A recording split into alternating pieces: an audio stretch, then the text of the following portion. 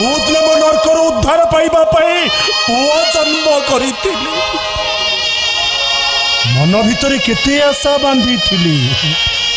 ବୟସର ସନ୍ଧ୍ୟାରେ ଅଣ୍ଟା ନଇଗଲେ ସେ ମୋ ପାଇଁ ଆଶା ବାଡ଼ି ହବ। ମୁଁ ମଲାବେଳେ ମୋ ପାଟିରେ ସେ ନିର୍ମାଲ୍ୟ ପାଣି ଦବ, କାନ୍ଧରେ କାନ୍ଧେଇ ମଶାଣିକି ନବ, ମୋ ମୁହଁରେ ନିଆଁ ଦବ।